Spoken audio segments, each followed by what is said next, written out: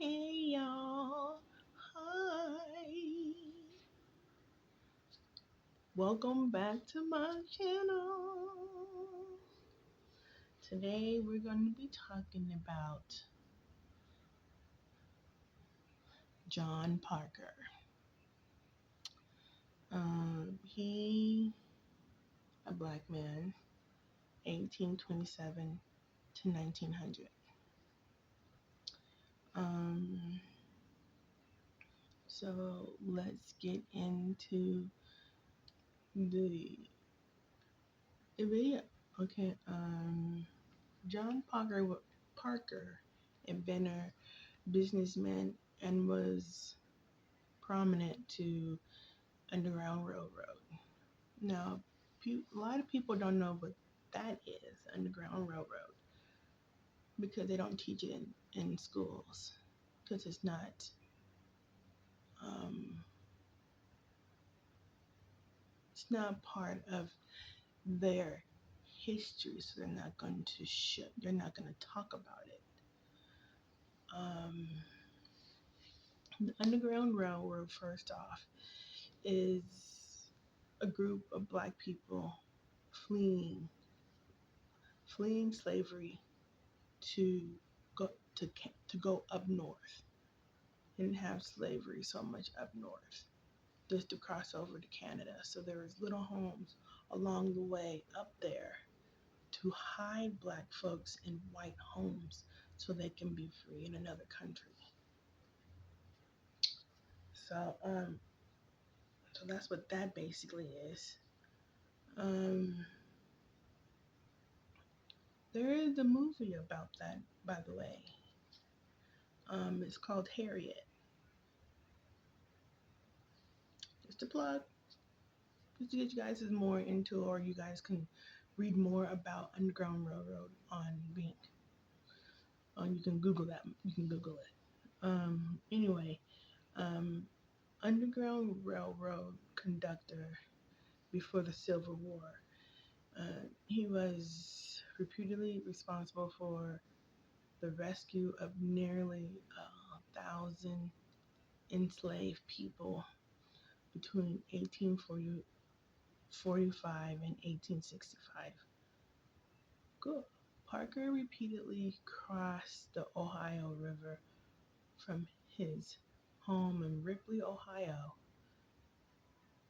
often going as far as 20 miles on foot into Kentucky. Kentucky, Kentucky back then. Ooh, just imagine. That's why when you go there, there's so many white monuments there, but they have been taken down.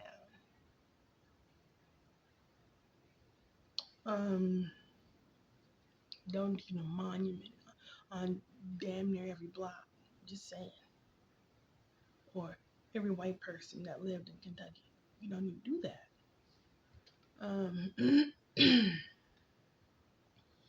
To rescue fugitive slaves and bring them to freedom. Parker activities were eventually known to the authorities in Kentucky in the 1850s. A reward of $1,000 was placed on his head because he was freeing his people. Okay.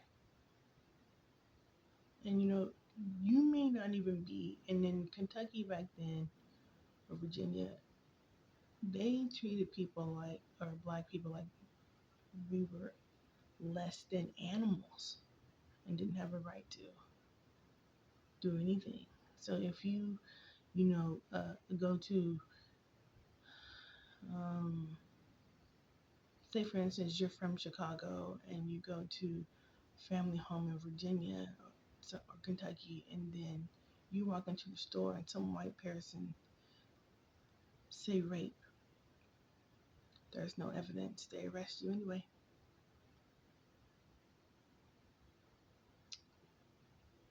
And it can be a 12-year-old boy walking into a store and she say that, and he ain't from there, they kill him. They don't care about, never cared about black people, never. Anyway, let's get back before I go off script. All right, where was I? Given that attention to it, given that attention, it is not surprising that Parker was always denied his involvement with the Underground Railroad before 1865. Okay, when his story was finally shared in 1886, it eventually wound up as an unpublished manuscript in the Duke University Library Archives. Wow. So his story is in Duke University Library. Cool. Okay. And was largely ignored until 1996. Goodness gracious. Oh, like I said, white people who are who don't like other minorities or don't like minorities. Those are the people you guys gotta look out for. Um,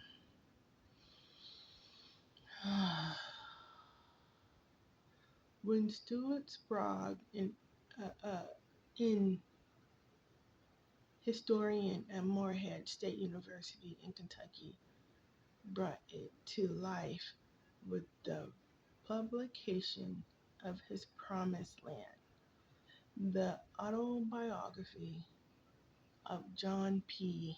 Parker, former slave and conductor on the Underground Railroad.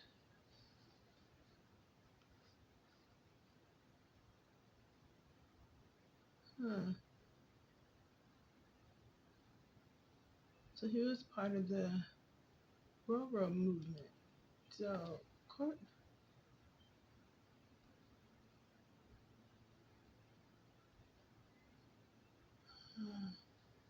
so Mr. Parker here is an inventor. He invented the tobacco press.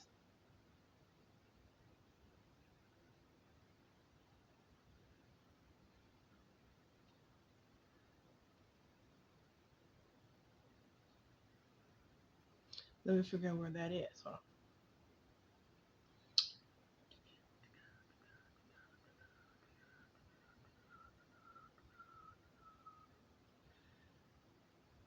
So,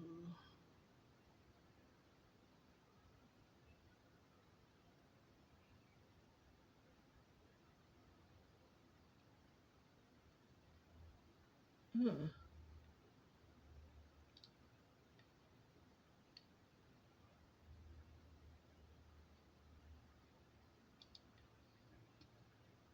So that's I'm trying to get the year when he did the tobacco press.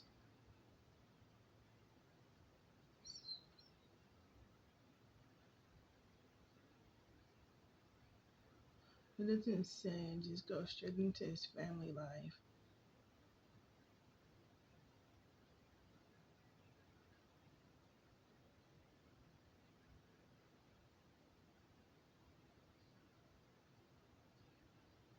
Okay, Parker Foundry Foundry also furnished castings to the war effort. Parker's business, known as the Ripley's Foundry, and the Sheen Company manufacturer slide value engines and reapers in 1871. An establishment known as the Phoenix Foundry, which Parker and William Hood owned was listed in the records of Brown County, Ohio.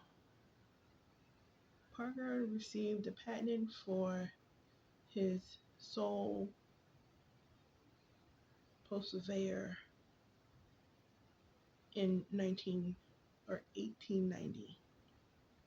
The foundry is still operating in 1981 though no longer under family ownership. Parker remained in the foundry business until his death of January 1900. So he also has to do with industries, mechanics, stuff like that. So that's pretty cool, right? So just think about it. Everything that we use as people, no matter the color, think about who invented a certain part to make things work or the whole thing in itself. Mostly things that we are using, cell phones, TVs, washers, refrigerators, stoves, dryers, AC units, flat irons, hot combs, traffic lights, the radiator part for vehicles. They're all invented by one race. And it's the same color as me. Just think about it. Some of these white folks. Now I'm not really downing white folks,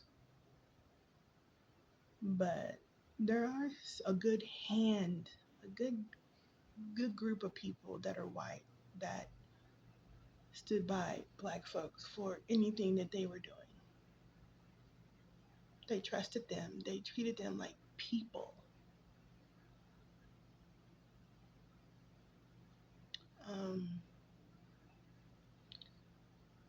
I sit here and I think and I think and I think on why the world hate us. Now I know why. Because we're smarter. Despite, ooh, I can get this done. Bam. I'll do the next one. um, the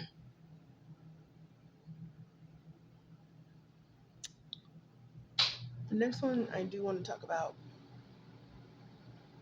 It has to do with a young boy. No parent should have to go through that.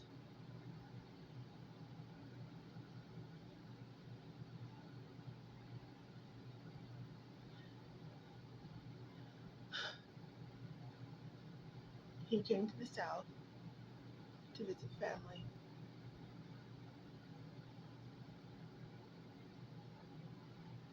He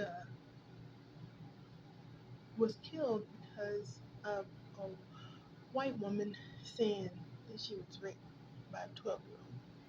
This little boy came into her store just to get a carton of eggs.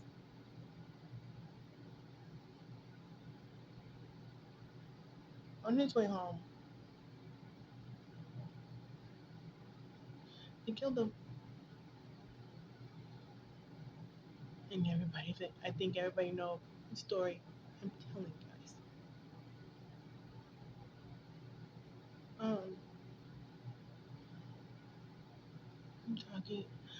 talking about Emmett Till.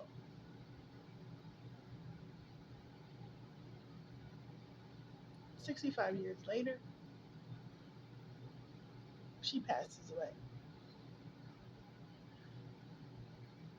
The anniversary was coming up, and white folks found, or people found where she was.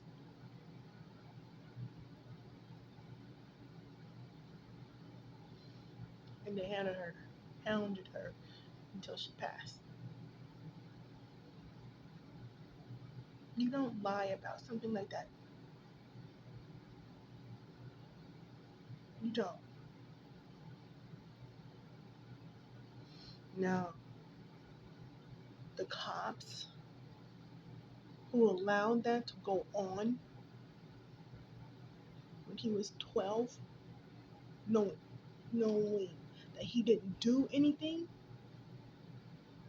kudos to you that you're dead.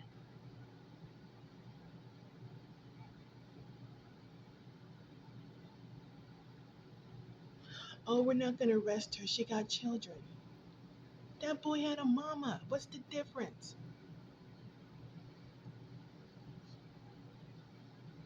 He had a mom, he had a daddy,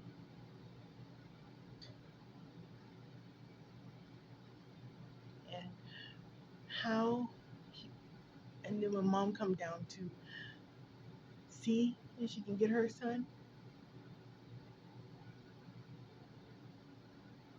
he was so, he was so beaten. Mm-mm, they wanted her to have a closed casket.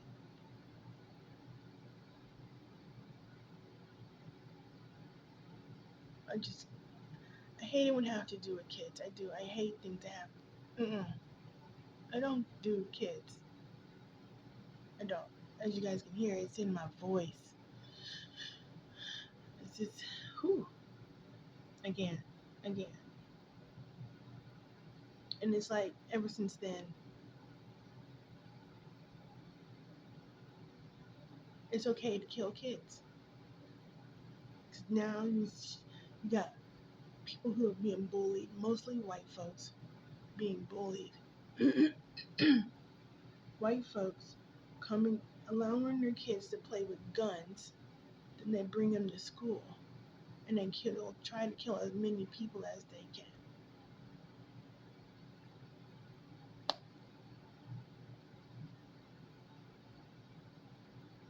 I just don't get it. Where does it end? I mean, you send your kids to school or you send them somewhere thinking that you'll get them back by the end of the day.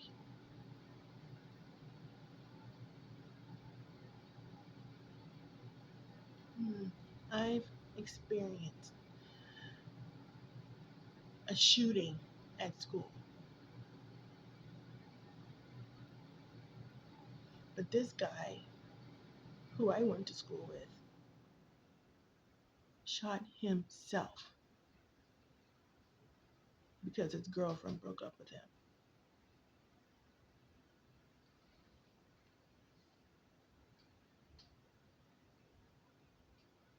So it wasn't a real big alarm, but he shot himself. And I was in that direction where he shot himself.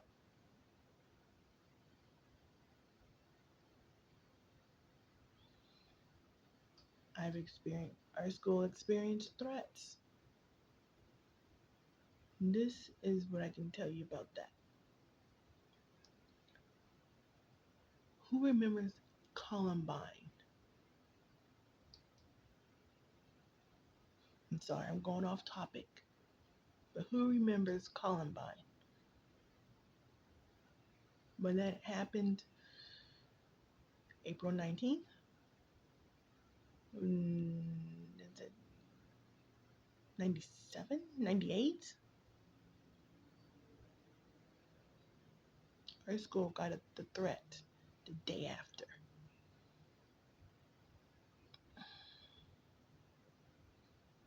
So we had to be evacuated. We were we were outside of the school property for like 4 hours while they go and make sure that there's nothing. One of our teachers told us we can go home. We can go home for the day. I left. I was gone. Doesn't matter to me, not. Doesn't matter to me, none at all.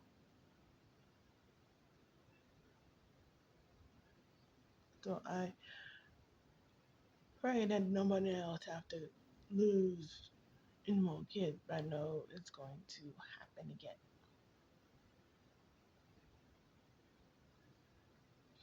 Well, that sad note, thank you guys for watching my channel. Like, comment, and subscribe. And I will see you guys in the next one.